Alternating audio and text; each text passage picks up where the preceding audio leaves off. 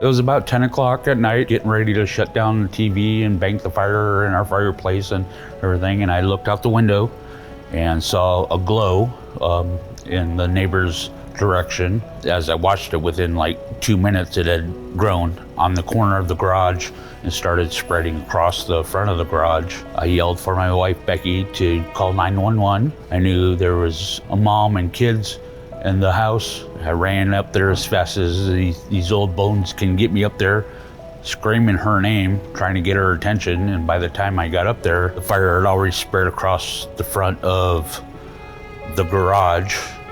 And I knew that the only other way out was through the kitchen window. The house is very unique before it burnt down. It had been put together over a 15-year period. The garage and the apartment above the garage were built out of styrofoam blocks, 2 by 3 foot blocks. And that was the walls and whatnot.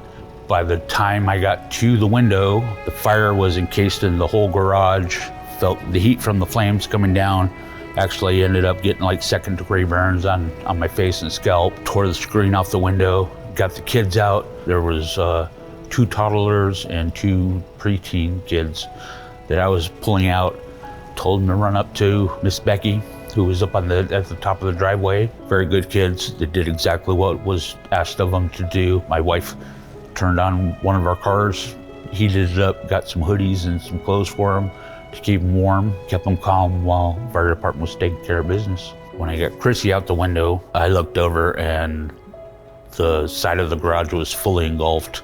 And that's about the time that propane tank released its pressure and started shooting out flames.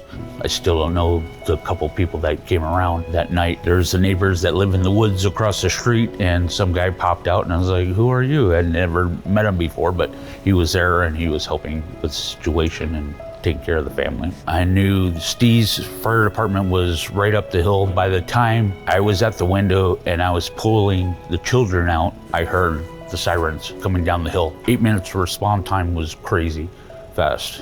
In my mind it was. To the time that the fire department got there and I had gotten Chrissy and the kids out, I would say it was a total time of less than 15 minutes. They were there until like 5 o'clock in the morning, cleaning up, the hot spots and everything. I went to bed, I was exhausted. And the wife took care of the bird that they rescued out of there and brought it down into our place, because we ended up adopting the bird that survived the fire. So we now have a cockatiel. We named him Phoenix for rising out of the fire. I just talked to the mother last week, and she just called to say hi and to see what was going on. And I guess they've settled, they got a place down outside of Missoula, down in Montana. I was fortunate enough to be there to help get the family out, and that I am very grateful for. And that's what we got to do in this day and age. It doesn't matter who the people are, you got to take care of them.